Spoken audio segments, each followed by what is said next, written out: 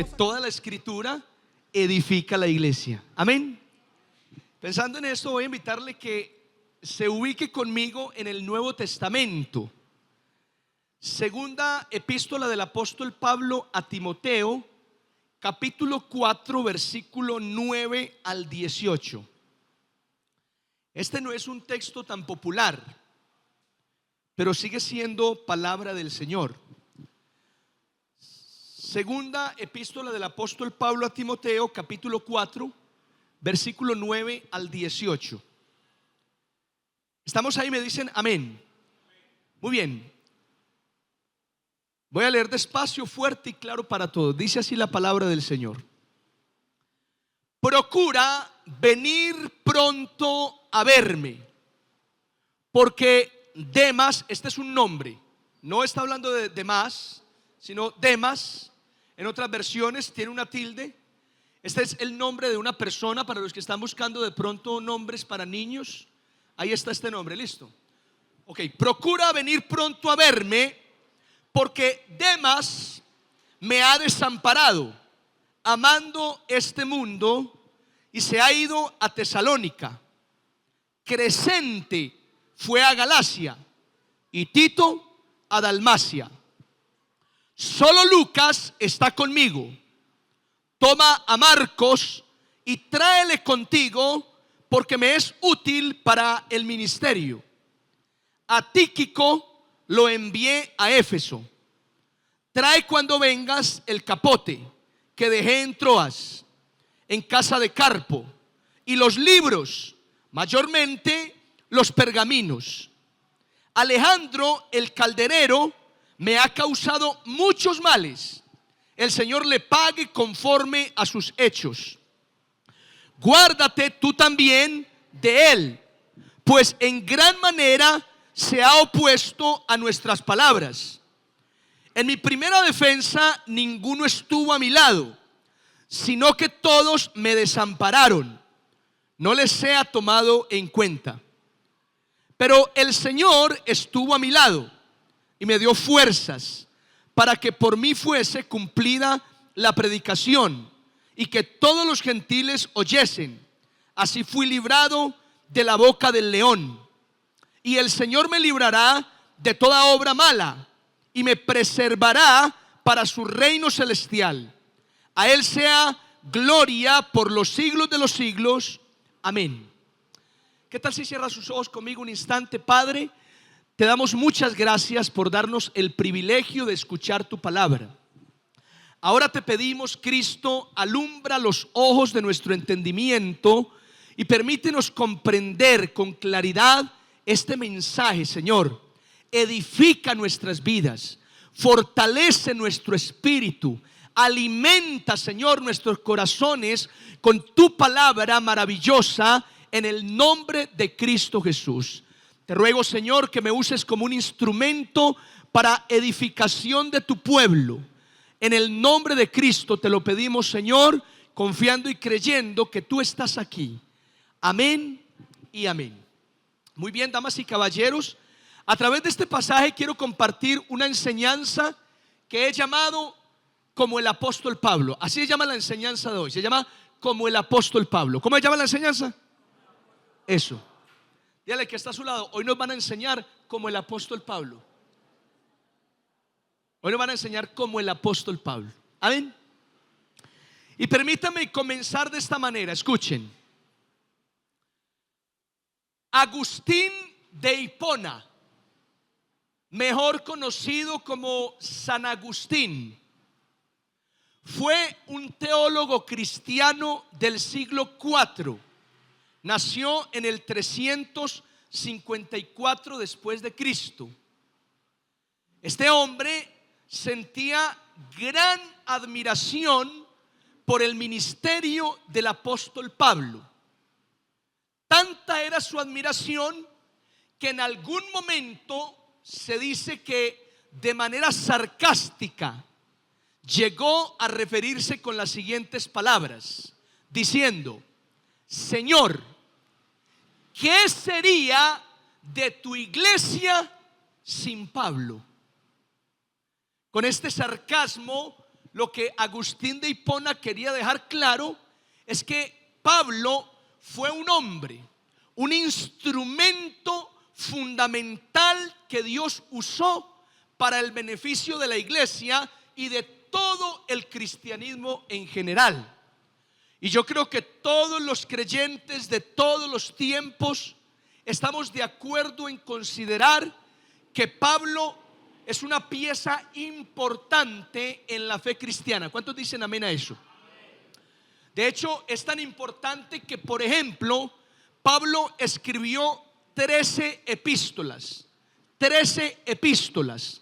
Y si se llegara a confirmar que Hebreos fue una epístola escrita por Pablo, entonces tendríamos 14 epístolas escritas por Pablo. ¿Qué son las epístolas, pastor? ¿Son las esposas de los apóstoles? No, señor. Las epístolas son cartas. Y si Pablo escribió 13 cartas, o casi 14, porque hay una que está en veremos, y el Nuevo Testamento tiene 27 libros, quiere decir que la mitad del Antiguo Testamento fue escrito por el apóstol Pablo. Del Nuevo Testamento, perdón.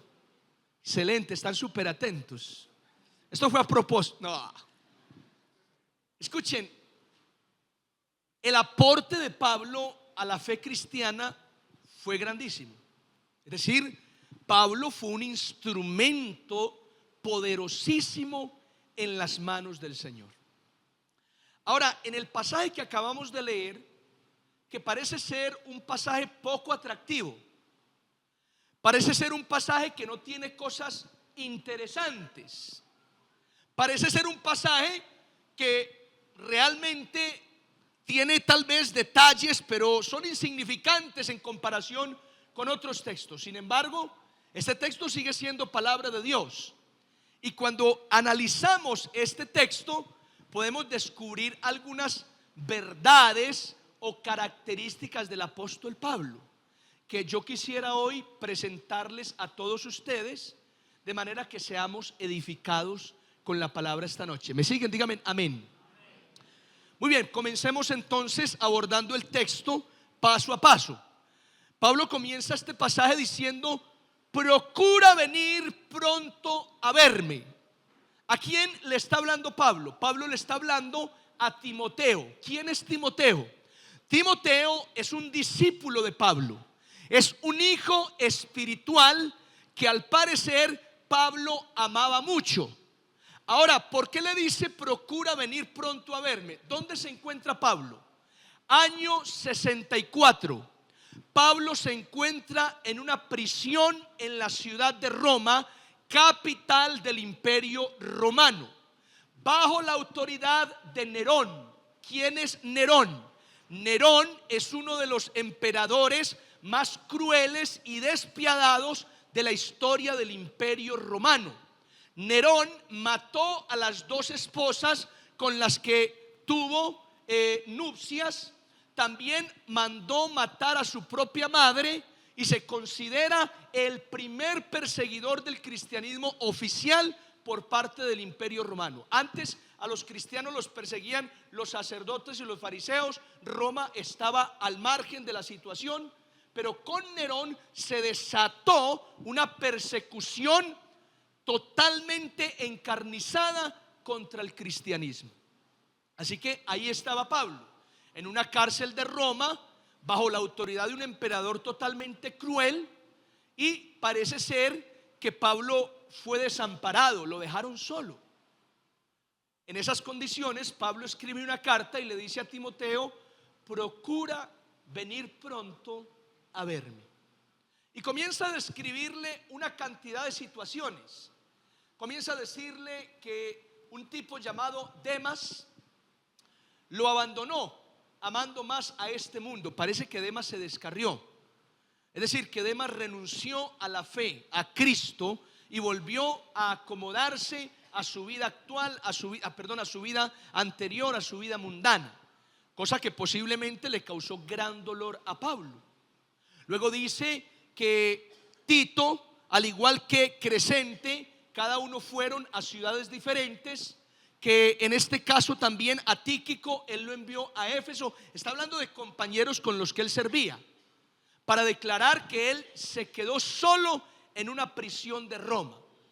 Ahora, a través de estas palabras hay varias características de Pablo, y yo quiero que las veamos una tras una, porque aquí hay mucho que aprender. Amén, ¿dicen amén o no? Amén. Muy bien, vamos a ver de inmediato. Número uno, este texto nos permite ver que Pablo era un hombre que sufrió. Pablo fue un hombre que sufrió penalidades. Diga conmigo, sufrió penalidades.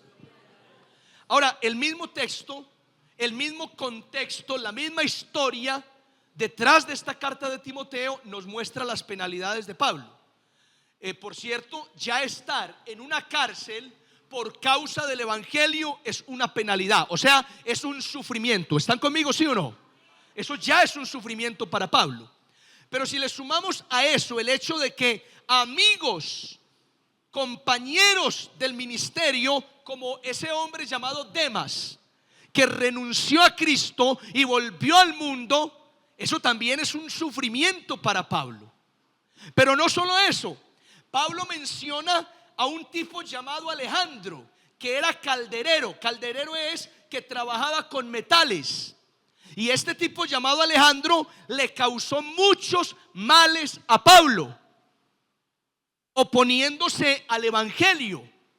Pero no solo eso, Pablo dice que en su primera defensa parece ser que a Pablo lo llevaron a un juicio para dictaminar sentencia.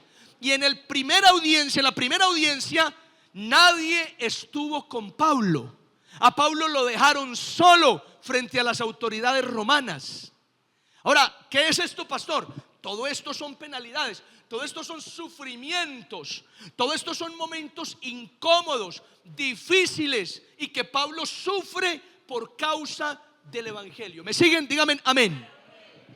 Ahora, en alguna otra parte de la epístola, Pablo le escribió a Timoteo diciéndole: tú pues sufre penalidades como buen soldado de Jesucristo.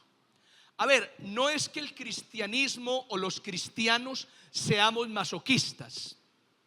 No es que los creyentes andamos por ahí buscando sufrimientos para meternos en ellos y así demostrar que somos verdaderos hijos de Dios. No.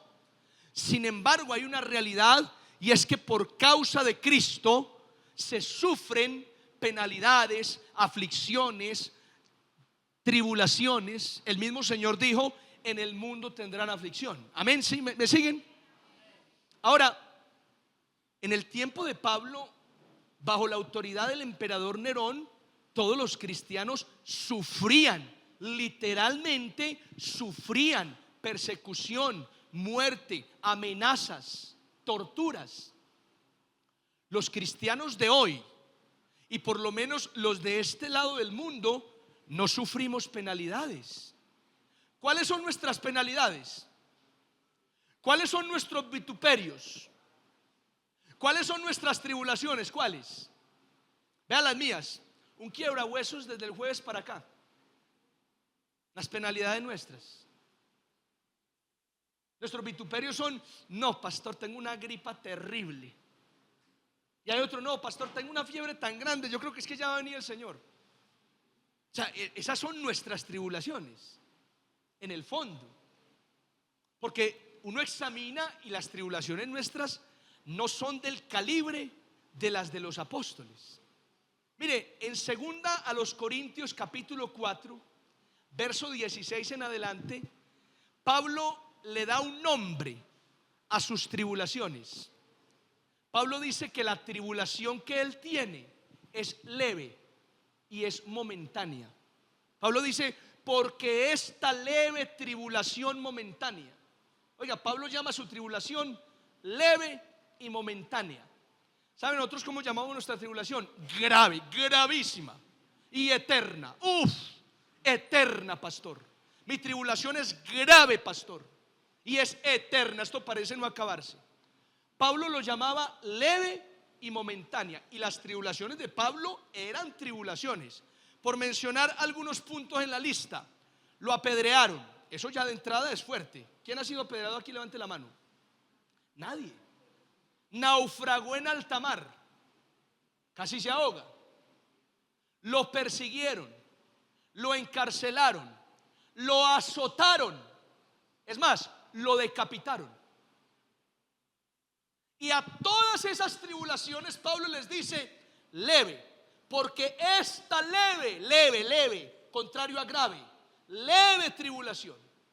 Como que Pablo dijera, esto es nada. Oye, y para nosotros las tribulaciones nuestras, no, qué cosa tan horrible, por Dios. No, pastor, es que esa hermana me miró feo y me dijo tal cosa y yo no lo olvido, pastor. No, es que eso sí es grave, pastor, es que terrible. No, eso es nada, nada, por Dios. Ahora, detrás de la expresión sufrir penalidades se esconde un principio, se esconde una verdad, y eso lo podemos encontrar en toda la Biblia. Mire, detrás de sufrir penalidades, la verdad que se esconde es ser fieles al Señor, no desanimarnos. Cuando en la Biblia usted encuentra una frase, sufra penalidades, lo que está diciendo es permanezca fiel al Señor, venga lo que venga. Ese es el principio que se esconde detrás de la frase sufra penalidades. Es decir, no se aparte de Cristo, así vengan pruebas muy duras, súfralas, sopórtelas, aguántelas, pero permanezca fiel al Señor. ¿Cuántos dicen amén a esto? Ahora, la pregunta es, ¿y por qué si nosotros no tenemos penalidades tan grandes como las de Pablo, Pedro y los apóstoles, aún así nos desanimamos? Somos tan infieles al Señor. Es que aquí en la iglesia hay mucha gente que de un momento a otro se va y no vuelve, no quiere seguir el evangelio. Otros sencillamente no quieren continuar adorando al Señor, quieren seguir en las cosas del mundo, quieren apartarse de los caminos de Dios. ¿Por qué? Es decir, el que se aparta por unas tribulaciones muy grandes, casi que humanamente uno lo entendería, no, es que está muy duro. Pero nosotros sin penalidad y sufrimientos, y aún así muchos entre nosotros vuelven atrás, se desaniman, se apartan del Señor. ¿No sabe uno qué es mejor? Si que comiencen a perseguirnos o que nos dejen así más tiempo a ver qué pasa con esto. ¿Sí o no? Como la iglesia clandestina que adoraba al Señor por allá en una cueva, porque donde los descubrieran los mataban. Y mientras adoraban al Señor, entraron unos tipos encapuchados disparando y dijeron, bueno, les damos la oportunidad de que se salven, renuncien a Cristo y perdonamos las vidas de aquellos que renuncien. Oiga, hay una cantidad de gente que renunció a Cristo y se voló, pero solo quedó el pastor. Es que los pastores es una bendición, hermano. Quedó el pastor y una niña ahí firme en Cristo. Y los encapuchados quitaron la capucha y bueno, ahora sí vamos a adorar al Señor, los que somos verdaderos cristianos, pues. Pastor, ahora sí ponga ahí alabanza, que estos son los verdaderos cristianos, los que no renuncian por nada. No sabe uno qué es mejor, si que nos manden tribulación y persecución o que nos dejen como estamos. Pero mire, Pablo fue un hombre que sufrió penalidades. Este texto y muchas de sus cartas nos dejan ver las penalidades de Pablo. Número dos, Pablo fue un hombre entregado, dedicado al ministerio. ¿Fue un hombre qué? Dedicado al ministerio. ¿Qué es el ministerio? El ministerio es una forma de servirle al Señor. Eso es el ministerio. El ministerio de Pablo era predicar el evangelio a todas las personas que no fueran de Israel. Ese era el ministerio, la tarea de Pablo. Predicar el evangelio de Cristo a todo el mundo que no perteneciera a Israel. Listo. Y oiga, me llama la atención que Pablo, estando en la prisión, sufriendo como malhechor, que de hecho en la misma epístola a Timoteo, Pablo le dice en el capítulo 2 versículo 9 que en la cárcel ha sido tratado como malhechor. ¿Qué está diciendo Pablo ahí? Que en la cárcel donde estaba lo estaban tratando mal. Oiga, y aún estando en la cárcel Pablo no tenía cabeza para nada más, sino para el ministerio. Pablo seguía pensando, seguía dándole prioridad a la tarea que se le había encomendado.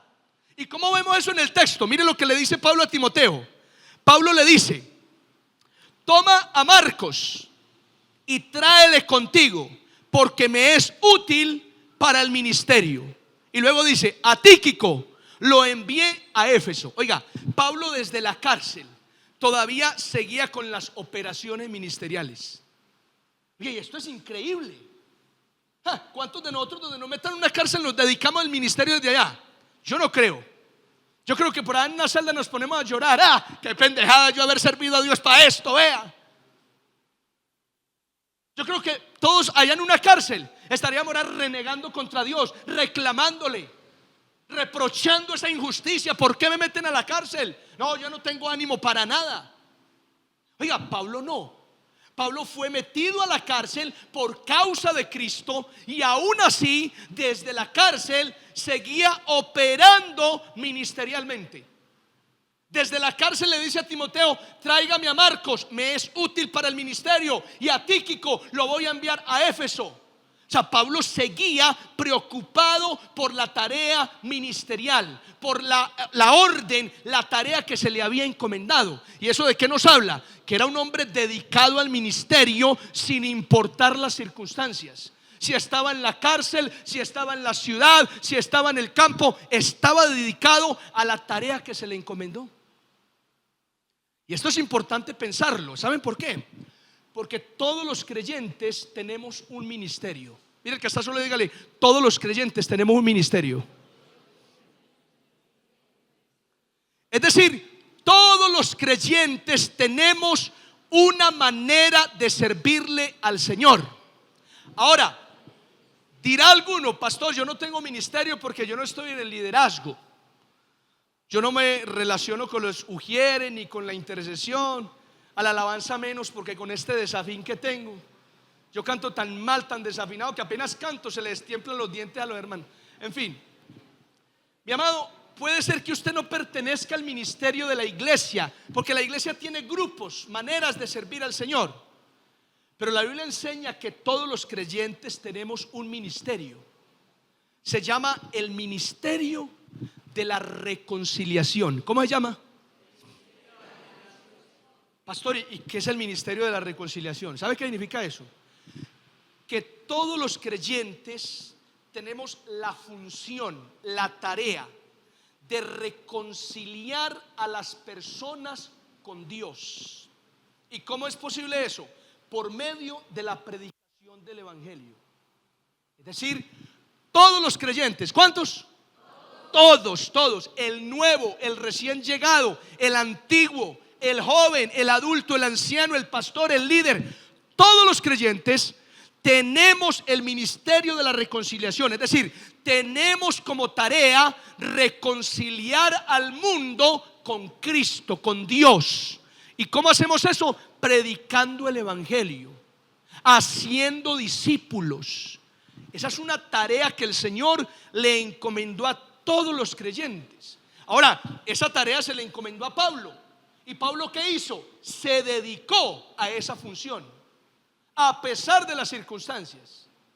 Muchos de nosotros somos indiferentes a esa tarea y sin tener circunstancias adversas. No, de hecho muchos de nosotros tenemos unas circunstancias favorables. Vea, vivimos nomás de cómodos, económicamente, materialmente, socialmente, familiarmente. Estamos en una comodidad chévere, y aún así somos indiferentes al ministerio de la reconciliación. O sea, no somos dedicados a este ministerio. No somos dedicados. Y mi amado, en ese sentido tendríamos nosotros que jalarnos nuestras propias orejas. Mire, ¿cuántas personas darían lo que fuera, cristianos, por poder predicarle a más gente?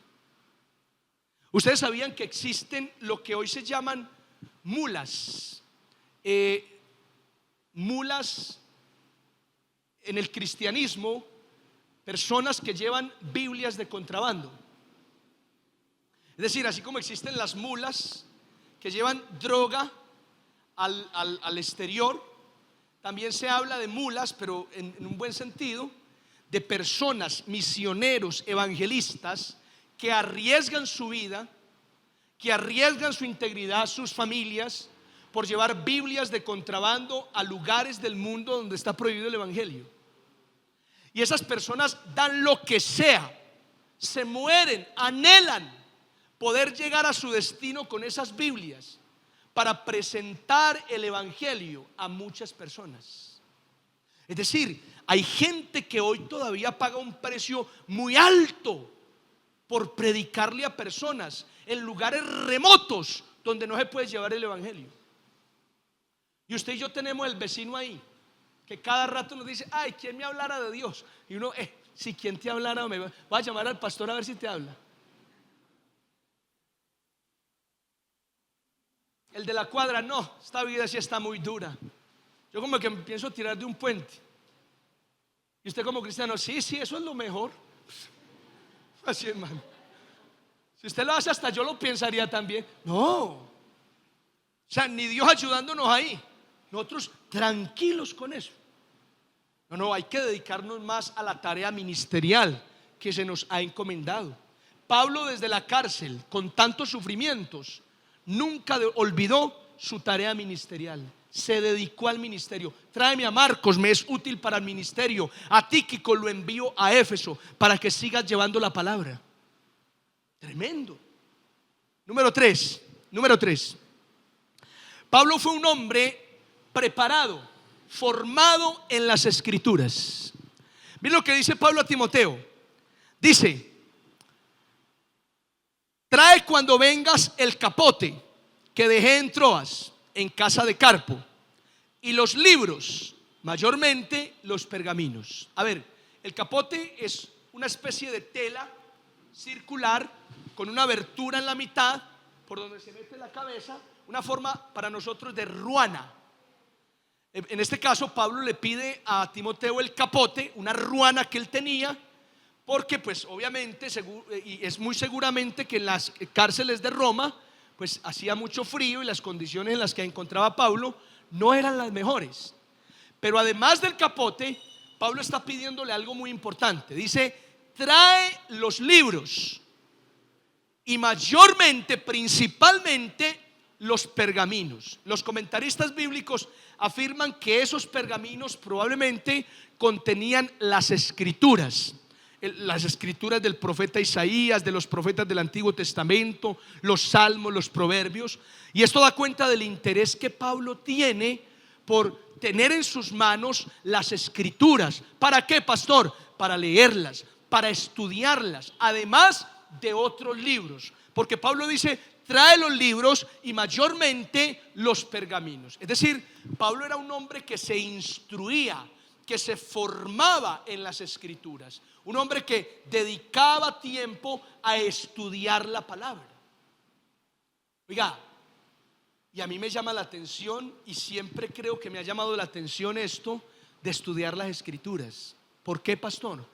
Porque yo no sé, pero parece que hubiese una tendencia a que en la medida que pasan los tiempos, la iglesia del Señor es más pobre en el estudio de la escritura. Mire, hoy hay iglesias donde se dedica la mayor parte del tiempo a la alabanza y la adoración, y un tiempo muy cortico a la palabra. Y ojo, yo no estoy diciendo que no se pueda adorar al Señor, pero que no quede la sensación de que la gente prefiere sentirse complacida y emocionada, y a la hora de escuchar la palabra que instruye y que edifica, siente pereza. No nos puede quedar esa sensación, porque si es así que las cosas se están estableciendo en la iglesia, graves, hermano. Porque mire, si hay algo que nos debe importar a los cristianos, a la iglesia del Señor, es la palabra. ¿Cuántos dicen amén a esto? Es la palabra del Señor. Yo estoy diciendo predicar largo y entonces, pastor, predique 2 horas. No, porque se ha comprobado que el foco de atención de la gente, de las personas, tiene un tiempo limitado. Y está bien, hay que jugar con eso.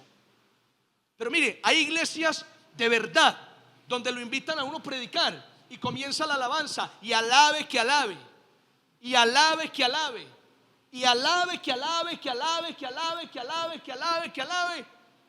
y uno tiene que entregar a las 8 y le entregan a uno faltando 10 para las 8 para predicar la palabra en 10 minutos. No, no puede ser. O sea, la palabra tiene un lugar central en el servicio cristiano. Históricamente ha sido así. Ahora, no perdamos el principio de la escritura. La escritura es muy importante. Y qué bueno que todos los hijos de Dios aprendamos a deleitarnos en la palabra. ¿Cuántos dicen amén a esto? Mira, el que está solo, dígale: deleites en la palabra. Es que leer la escritura, atender a la palabra, examinar la Biblia, también es adorar a Dios, ¿o no? Eso también es adoración, es glorificar al Señor. Y eso es muy importante. Pastor, pero no se siente lo mismo. Es que no importa lo que usted sienta, lo que importa es glorificar al Señor. Acá no importa lo que usted sienta mientras está adorando, lo que importa es glorificar al Señor. Eso es muy importante, estudiar las escrituras. Mis amados, seamos preparados en la escritura. Cuando hay una iglesia preparada en la escritura, esa es una iglesia que no la engañarán fácilmente. Y eso es fundamental. ¿Saben ustedes que el poder de muchos líderes religiosos radica en la ignorancia de los feligreses de la iglesia? En eso radica el poder de muchos líderes religiosos, en la ignorancia de la gente que dirigen. Es decir, entre más ignorante sea la gente que dirigen a aquellos líderes religiosos, mejor para ellos. ¿Por qué? Porque los pueden manipular, los pueden cebar con cualquier enseñanza. Pero cuando hay una iglesia preparada, que entiende la escritura, que es apasionada por la palabra, no, señor, el que se para allá tiene que hacerlo con temor y reverencia y predicar palabra coherente, clara, estudiada, analizada y sin cosas raras. ¿Por qué? Porque hay toda una audiencia que ha estudiado también la escritura. Amén. ¿Cuántos dicen amén? Número 4. Oiga, esta me gusta. Pablo fue un hombre sin rencores ni venganza. Diga conmigo: sin rencores ni venganza. Qué bonito esto. Oiga, nos salimos un poco de lo ministerial. Ya hablamos de Pablo sufrió vituperios, Pablo era dedicado al ministerio, Pablo fue formado en las escrituras. Pero este pasaje también nos muestra que Pablo era un tipo sin rencores ni venganzas. Mira lo que dice el texto. Dice así: Alejandro el calderero me ha causado muchos males, el Señor le pague conforme a sus hechos. Es decir, Pablo lo que está declarando es: yo no le correspondí de la misma manera, yo le dejo eso al Señor, sea el Señor el que le paga a él, yo no. Ahora miren lo que sigue. Dice: en mi primera defensa ninguno estuvo a mi lado, sino que todos me desampararon, no les sea tomado en cuenta. Es decir, Pablo no se guardó nada personal. Pablo no se guardó nada personal, no guardó rencor por esa situación. Por un lado, el tipo llamado Alejandro le causó muchos males, pero él no iba a cobrar venganza, él le dejó eso al Señor. Por otro lado, los hermanos en la fe que él esperaba que estuvieran con él, lo desampararon, pero él dice: no le sea tomado en cuenta. Es decir, Pablo es un tipo que no guarda rencores, que no cobra venganzas. Y mi amado, pues meternos en este tema, eso es mucha tela para cortar. Eso es mucha tela para cortar. Porque ¿cuántos de aquí sí somos rencorosos y vengativos? Vean, ¿cuántos de aquí sí somos rencorosos y vengativos? Ave María, que nos la hace, nos la paga, me la paga porque me la paga, pues. Es así. Y el creyente que tiene esos sentires de que el que me la hace me la paga, de que guardo rencor, de que en el fondo tengo venganza, esos sentimientos no son muy cristianos. No son muy cristianos. ¿Vieron el video de esta semana? Nadie en esta vida nos ha ofendido tanto como nosotros hemos ofendido a Dios. Y aún así Jesús nos amó y murió por nosotros. Ahí no es. El perdón no es un sentimiento. Perdón es una decisión. No es fácil. A Cristo le costó la vida. Si te quedas esperando sentir ganas de perdonar, te vas a quedar así toda la vida. porque uno no va a sentir ganas. Pero mi amado, ese es el cristianismo también. Mira el que está a su lado, dígale: no guardes rencores ni venganzas. No guardes rencores ni venganzas.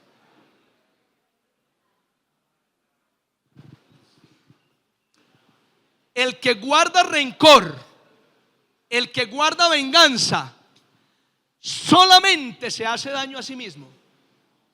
Solamente se hace daño a sí mismo. Fíjese que el que guarda rencor y venganza es como la persona que se toma un veneno y espera que le haga daño al otro. Oiga, así es la persona que guarda rencor y venganza. Como el que se toma un veneno esperando que le haga daño al otro. ¿Cuándo? Jamás. Jamás. Por eso el perdón es un regalo que uno se hace a sí mismo. A sí mismo. ¿Por qué? Porque me libera de esa prisión que no solo está llena de rencor y de venganza, sino que a la postre se va a llenar de amargura. Y hermanos, la amargura sí que es un asunto complicado. ¿Cuánta gente hay en la iglesia llena de amargura? Y la amargura roba la paz, roba el gozo, roba la bendición, en fin. Pablo fue un hombre sin rencores ni venganzas. Qué bonito eso de Pablo. El que le hizo males no cobró venganza, le dejó eso al Señor. Y oiga, qué chévere eso. Es que de hecho Pablo a los romanos les dijo: ¿qué les dijo Pablo a los romanos? Hermanos, no os venguéis vosotros mismos, sino dejad lugar a la ira de Dios, porque escrito está: mía es la venganza, yo pagaré, dice el Señor. Ese pasaje está diciendo varias cosas. Mire, uno, está diciendo que la venganza es de Dios. Pastor, ¿qué? ¿La venganza es de Dios? Sí, Señor, la venganza es de Dios. Pero la venganza es tan de Dios que solo Dios quiere cobrarla. Si alguien cobra venganza, le está robando lo que le pertenece a Dios, y ya a Dios no le gusta eso.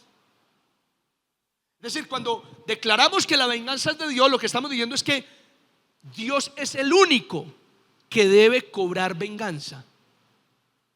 Si usted cobra venganza, esa venganza ya es mala. En palabras de María Antonieta de las Nieves, conocida como la Chilindrina, la venganza nunca es buena, mata al alma y la envenena. Mis amados, guardemos nuestro corazón de eso. Proverbios dice: sobre toda cosa guardada, guarda tu corazón. Mira que está solo, dígale: guarda tu corazón. Número 5. Este pasaje nos enseña, oiga, que Pablo fue un hombre dependiente del Señor. Dependiente del Señor. Estuvo en prisión, lo desampararon, le causaron males, lo abandonaron. ¿Y sabe qué dice Pablo? Dice: en mi primera defensa ninguno estuvo a mi lado, todos me desampararon, no les he tomado en cuenta. Pero el Señor estuvo a mi lado, me dio fuerzas para que por mí fuese cumplida la predicación y que todos los gentiles oyesen. Así fui librado de la boca del león, y el Señor me librará de toda obra mala y me preservará para su reino celestial. Pablo lo tenía claro. Hombre, hasta los mejores amigos cristianos se van, hasta los más queridos hermanos abandonan. O sea que ¿a quién tengo yo? Al Señor. Al Señor. Pablo dependía del Señor. Pablo dice: pero el Señor estuvo conmigo, oiga, y me libró de la boca del león. ¿A qué se referirá Pablo con la boca del león? Algunos comentarios afirman: boca del león, posiblemente Pablo estaba haciendo referencia a Nerón. Y en esa primera audiencia es probable que Pablo, mediante su discurso, su predicación, haya impactado tanto que en esa audiencia se libró de que lo mataran de inmediato. Otra referencia dice que boca del león es posiblemente que Pablo se refiere a que se libró de que en esa ocasión fuera echado al Coliseo romano con los leones para que lo mataran. Y otro comentario afirma que Pablo está hablando de la influencia de Satanás. Es una referencia a decir: Satanás quiere destruirme, pero el Señor en la primera audiencia me libró. En cualquiera de los tres casos, lo que Pablo quiere decir es que el Señor lo guardó de un peligro inminente. El Señor lo guardó de eso. Pero qué bonito como Pablo dice: y el Señor me libró, y luego dice: y me librará. O sea, Pablo convencido, confiado en el Señor. Pablo era un hombre que dependía del Señor. Mire, todos me pueden dejar solo, mis mayores amigos cristianos se pueden ir, no les sea tomado en cuenta. En palabras nuestras, todo bien, todo bien. Pero tengo al Señor. El Señor es mi fortaleza, el Señor es mi escudo, el Señor es mi ayuda. Y mi amado, de esto aprendemos. El Señor tiene que ser nuestra fortaleza. Debemos depender del Señor. ¿Cuántos dicen amén a esto? Levante su mano conmigo, amén. Levante su mano conmigo y diga: yo tengo que depender del Señor. Mire, ¿y esto qué significa, pastor? Mire, en la iglesia hay gente que a usted le va a quedar mal. En la iglesia hay gente que le va a quedar mal. ¿Cuál debe ser su actitud? No le sea tomado en cuenta. Todo bien. No, mire, a lo Pablo: no guarde rencores ni venganzas. No se tome nada personal. Pero entienda que así como a Pablo, muchos hermanos en la fe lo abandonaron, no lo acompañaron en momentos fundamentales. Así va a pasar con usted.